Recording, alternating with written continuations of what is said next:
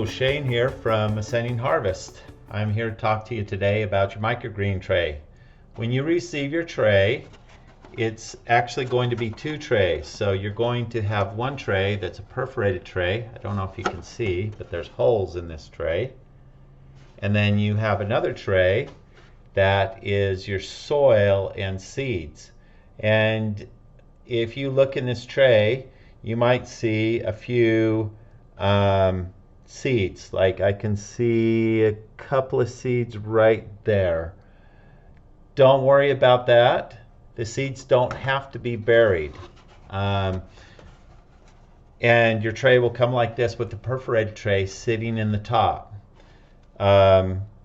Keep your tray in a level, secure place because this is loose soil and seeds. If this gets jostled around or spilled, then the seeds are not going to be distributed in the top of the soil like they are when they're delivered. So when this is delivered, this helps keep everything in place, but more importantly, it's what's used for the first stage of your growing. Now, when you're ready to start growing your microgreens, you're going to need a quart of pH adjusted water. The pH needs to be around 5.5, which is slightly on the acid side. I have a pH testing solution, and I will test your water for you that you're going to use in your greens so that you know exactly how much lemon juice to put in your water. But it's just slightly acidic, and it is important to have the right amount of acidity in there for the health of your microgreens. And do not use alkaline water. Alkaline water is going to inhibit the growth. You need this slightly acid water. So, you're ready to grow your microgreens. You take 1 quart of your 5.5 pH water. Here, look, you can see a little bit of a lemon pulp floating around in there. That's great. And you're just going to pour this into your tray. And it's going to flow through these perforations and help to evenly distribute that water into your tray.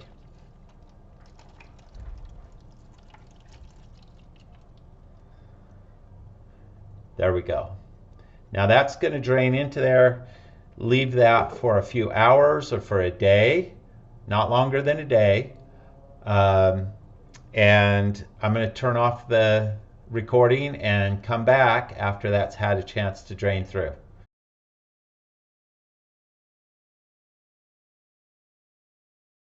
Okay, my water's had a chance to settle down through the perforations. There's a little bit left here. I'm just going to use that to spot water a couple of these spots that didn't get enough water. And you'll want to go through. You see there's some spots that didn't get enough water in here. And so you're going to want to go through and spot water those, being careful not to disturb the soil and the seeds. So you're going to want to pour your water into those areas really carefully. So let me do that and I'll be right back. So I've got a small plastic bottle with some pH adjusted water. I'm just going to put my finger in the end of the bottle, and that'll help me to just drip that water out slowly. And I'm just going to spot water these areas and trying not to disturb the soil as much as possible. Water them a little bit at a time,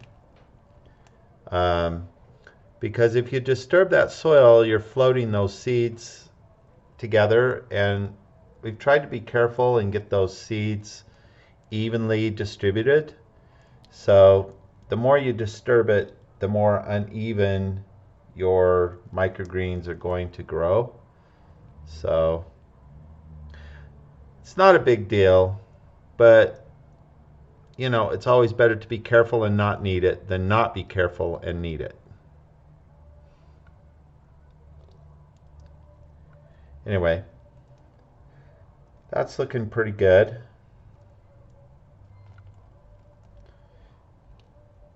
And this is going to even out. There's a lot of biomass in this soil, so that's going to even out.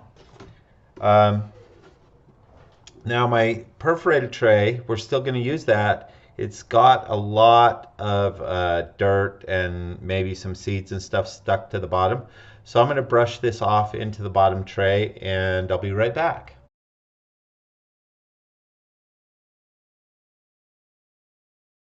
Okay, so I've taken my perforated tray, and as you recall, when you got your system, it was in your system right side up, so like a normal tray, so that you could pour the water in and let it trickle down into your microgreens. Now what we've done is we're flipping it over.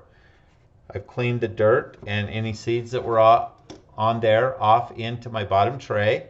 So now this is a lid, and the purpose of this lid is to keep the light out for 3 or 4 days. That will force the microgreens to push their roots down into the soil.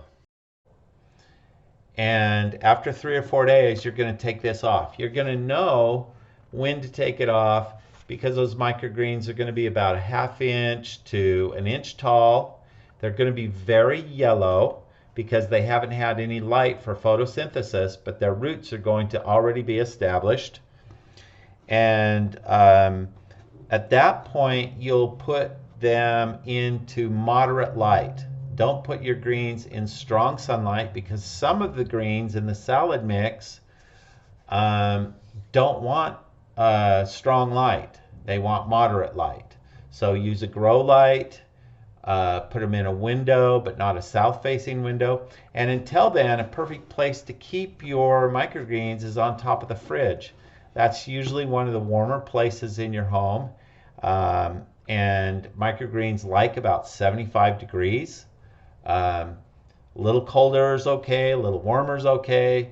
Anywhere in your house is going to be fine, but just know that the warmer it is, the faster they're going to respond. And again, 3 or 4 days with this perforated tray on there upside down to keep the light out, and you're going to have an awesome start to your greens. You may have to put a little bit of water in there when you take this cover off, and just keep them monitored for water. If you see that they're looking wilted or if they're looking a little bit dry, you'll go ahead and water them. But don't use a sprayer. Don't get a lot of water on the leaves of the greens themselves. Try to get the water down in between the greens when you're watering it, and water evenly around the tray. I like to take a little bottle and put my finger over the opening, or have a little hole drilled in the bottle so I can drip water in. And I even use a little piece of plastic to hold the microgreens off to the side, you know, like parting the microgreens to channel the water in between the greens. And I'm going to do some other videos. This is just the basic instructional video to get you started, and I'll have some more videos coming out, and look forward to sharing with you how to care for your greens, how to harvest your greens, and maybe I'll even post some recipes now and then on some things that I add my greens to. Honestly, I prefer to just snack on them raw. They're so delicious, they're so healthy, and it's so easy to do. So hey, let me know how it's going. You have any questions, give me a call or message me. I really appreciate you being one of our customers and getting your microgreens from us. We're pleased during this time of extra challenges to offer this value that will get you some fresh produce that no other hands than yours have touched.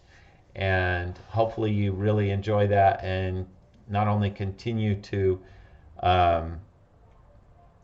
nourish yourself with those microgreens, but tell your friends. Tell your friends what we're doing, and we'll help support them too, as long as they live in the Salt Lake Valley for now. And that's all I got for now. Thank you so much.